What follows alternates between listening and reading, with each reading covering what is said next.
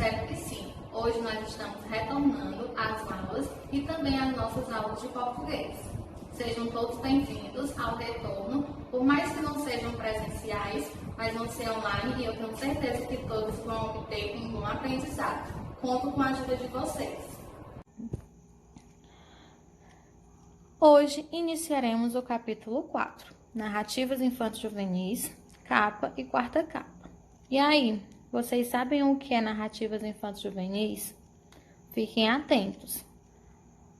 As narrativas infanto-juvenis, elas começaram a aparecer somente no século 17 e 18. Antigamente, as narrativas elas eram destinadas somente ao público adulto por conta do seu conteúdo. Somente no século XIX que consolidou as narrativas infanto-juvenis. Agora nós iremos ver algumas características sobre as narrativas infanto-juvenis. Elas são textos cujas histórias se destinam de maneira especial ao público infanto-juvenil. Podem ser de diferentes gêneros textuais. Podem ser um conto, uma fábula, entre outros. São textos que apresentam geralmente estímulos visuais, onde contém a linguagem verbal e não verbal. A linguagem ela é predominantemente simples e apresenta os fatos de forma mais clara. As personagens protagonistas são, em geral, da mesma faixa etária do público-alvo. Esse público-alvo é entre 8 e 12 anos, mas não é porque as narrativas infanto-juvenis elas são destinadas a este tipo de público que outras pessoas elas não possam realizar esta leitura. Muitas das vezes, por meio da fantasia, apresentam reflexões sobre os valores humanos e buscam trabalhar temas de interesse dos jovens, como a amizade. Dando continuidade, iremos também estudar sobre a narrativa de ficção e seus elementos. Como vocês já perceberam, este conteúdo vocês estudaram nos anos anteriores. Então agora é hora de aprimorarmos os nossos conhecimentos e fazer valer a pena o nosso aprendizado.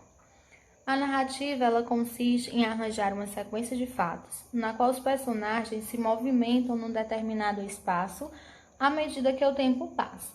O texto narrativo é baseado na ação que envolve personagens, tempo, espaço e conflito.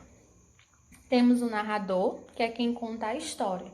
Ele pode ser um narrador observador, que é aquele que só faz observar a história.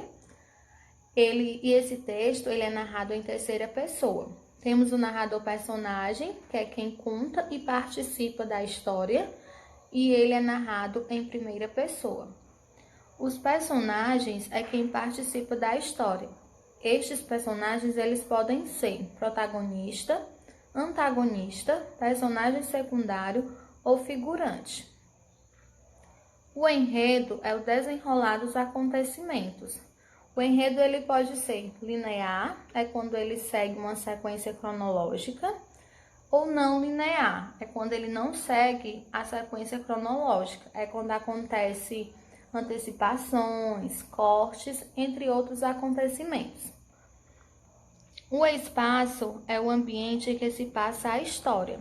O espaço ele pode ser um espaço físico, que é o espaço real, o espaço social, e também o espaço psicológico, que é vivido, ou seja, vivenciado através dos pensamentos e sentimentos dos personagens.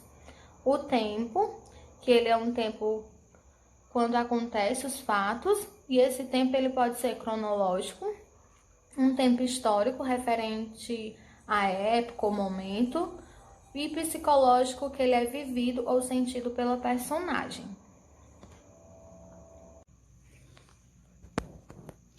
Daremos continuidade, onde nós iremos estudar um pouco sobre capa e quarta capa, ou também conhecido como paratextos. Logo aqui abaixo, nós temos as características.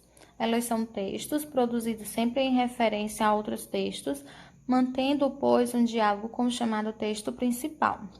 As referências ao texto principal ocorrem por linguagem verbal e não verbal.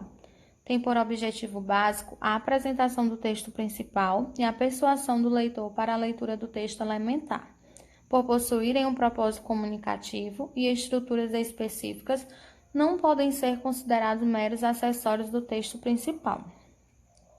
Aqui nós temos uma capa aberta, né, que é antes das dobras, onde nós iremos conhecer detalhadamente cada parte desta capa.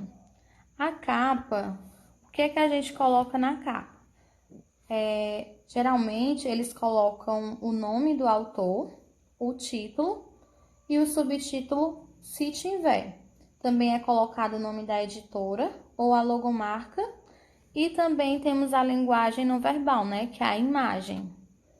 Já na quarta capa, eles colocam, ou seja, é um auxílio ao leitor para que ele possa se localizar, né, na história, contextualizando o teor do livro. E na maioria das obras é inserido uma sinopse ou um recorte que dê a entender onde, quando e quem está na história. Já na orelha, ela não tem uma regra específica. Tanto na orelha da capa, quanto na orelha da quarta capa, eles podem colocar tanto um resumo, uma biografia ou uma citação. Vai ficar a critério do autor. E essa lombada, ela é a parte das folhas, onde fica o texto. Aqui nós temos mais detalhado duas imagens, na qual mostra a parte da frente de uma capa e quarta capa, e temos também a parte de dentro, onde fica localizado a capa e a quarta capa e suas orelhas. Observem. Após as suas observações, atividade no livro, leitura, páginas 69, 70 e 71 e 72, e exercício de aprofundamento, páginas 72 e 73. Atenção! Todas as informações elas irão ficar contidas tanto no Edu3 quanto no Google Sala de Aula. Não esqueçam de assistir ao portal SAS e fiquem atentos para a nossa videoconferência. Estarei aguardando todos na sexta-feira. Obrigada pela atenção. Beijinhos e até a próxima aula. A alegria do saber, education e o grades.